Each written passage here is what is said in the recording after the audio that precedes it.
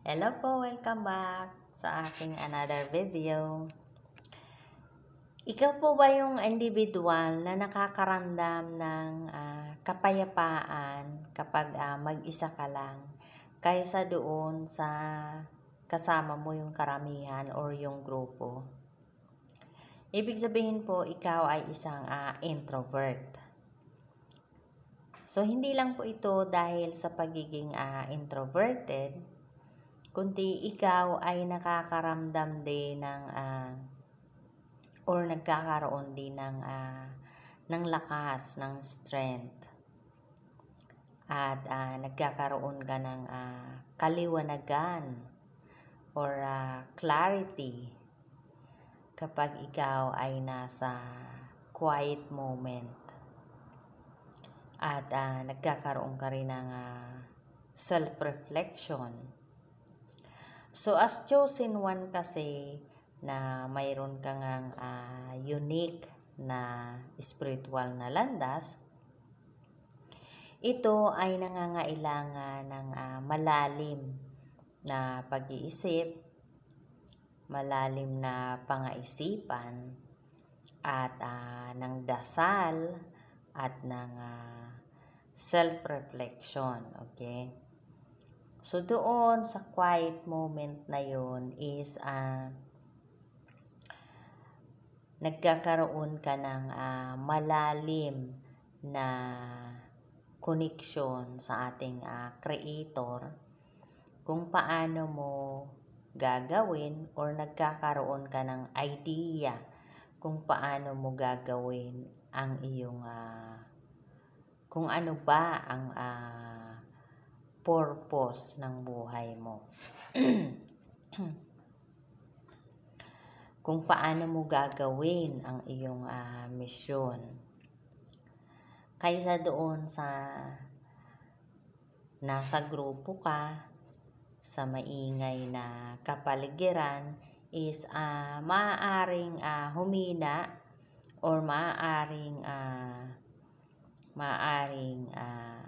mahirapan kang marinig yung boses ng ating creator or mahirapan kang maramdaman yung presence ng ating creator. At maaaring humina yung connection mo sa ating creator. So, isipin mo na lang yung buhay ni Jesus Christ, di ba? Si Jesus Christ is lagi siyang nasa karamihan, lagi siyang nasa grupo kasi nga is nagtuturo siya. Pero, lagi siyang kumukuha ng time or ng nag-i-spend siya alone para magdasal, para mag-reconnect sa kanyang Father, mag-recharge ng kanyang energy, and mag-reflect doon sa kanyang mission. So, ikaw po as chosen one is wala rin pong pinagkaiba, okay? Kailangan mo rin ng solitude.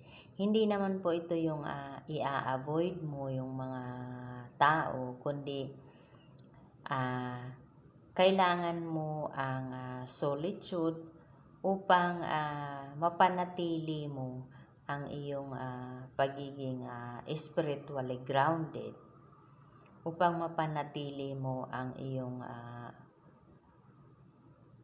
alignment sa ating creator. And sa pag-spend time alone mo, hindi lang po ito yung about sa mamamahinga ka, kundi ito rin ay tungkol sa pagkakaroon mo ng kapayapaan and to reflect about sa journey mo, and yun nga, to listen upang makinig ka sa kung ano yung sinasabi ng ating Creator para sa'yo. At yun nga,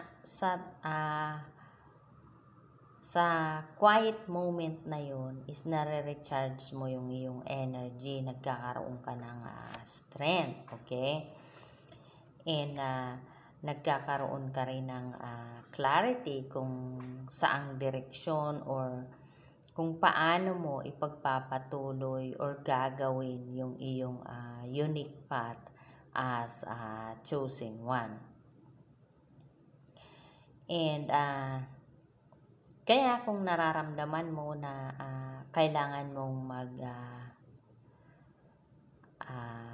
mag-step away or mag-spend time alone, magkaroon ng solitude, is gawin mo po kasi kinakailangan ito sa iyong journey bilang isang chosen one, yung laging mag-reconnect, laging mag-pray, self-reflect kung paano mo maipagpapatuloy ng maayos ang iyong mission as chosen one.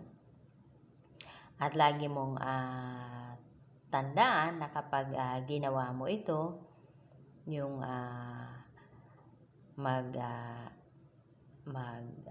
spend time alone is sinusundan mo yung halimbawa ni Jesus Christ. Ibig sabihin is ginagawa mo lang yung halimbawa ni Jesus Christ as chosen one. Kasi si Jesus Christ is ginagawa niya ngayon kasi naiintindihan niya, alam niya na para maging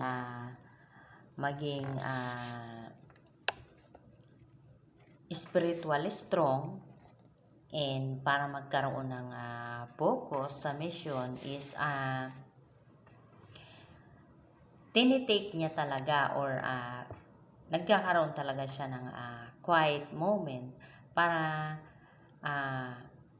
makakuha siya ng lakas, ng guidance, and of course to be at peace para maipagpatuloy niya, magawa niya ng maayos yung kanyang mission.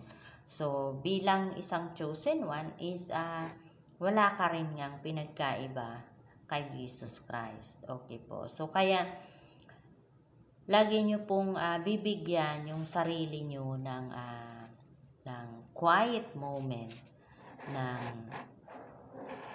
mag-spend time alone kayo dahil necessary po yun, kailangan po yun.